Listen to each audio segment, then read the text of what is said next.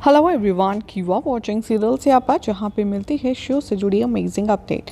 आज रात के एपिसोड की बात करें तो दिखाया जाएगा कि अजीत मनवीर और सीरत को साहिबा के घर छोड़कर जाने का जिम्मेदार ठहरा रहे होंगे और अंगद को साहिबा के मारने का। अजीत कहेंगे अकाल से कि मैं यहाँ पर सिर्फ ये देखने आया हूँ कि अंगद को कड़ी से कड़ी सज़ा मिल रही है नहीं और उसे जेल होगी या नहीं। मनवीर यहाँ अजीत के आगे हाथ जोड़ती है और कहती है कि प्लीज़ ऐसे बात मत कीजिए। अजीत कहता है अकाल से कि मैं तो रब जी से यही प्रार्थना करूंगा कि अंगद की जो ज़िंदगी है वो नर्क से भी बदतर हो जाए।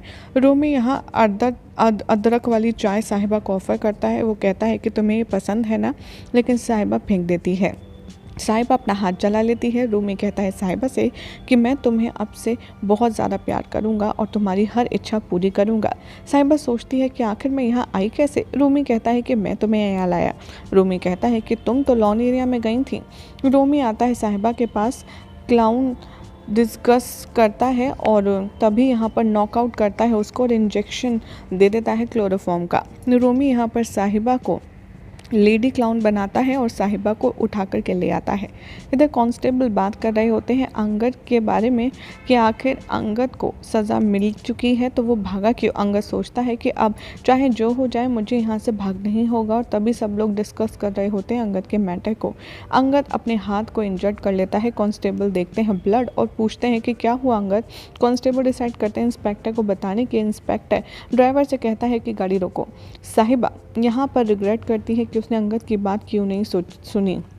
वो सोचती है कि मुझे रोमी को माफ़ करना ही नहीं चाहिए था। रोमी साहिबा से कहता है कि तुम मेरे सामने अंगद का नाम मत लो, अदरवाइज़ मैं तुम पर गुस्सा करूँगा।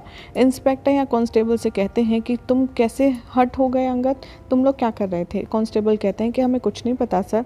इंस्पेक्टर तभी कांस्टेबल से कहते हैं कि अंगद के हाथ खोल दो ताकि हम उसके हाथ को ठीक कर पाएँ। साहिबा या रूमी से कहती है मैं मरना पसंद करूंगी इससे ज़्यादा कि तुम्हारे साथ कोऑपरेट करूं। रूमी साहिबा से कहता है कि ऐसे बकवास मत करो।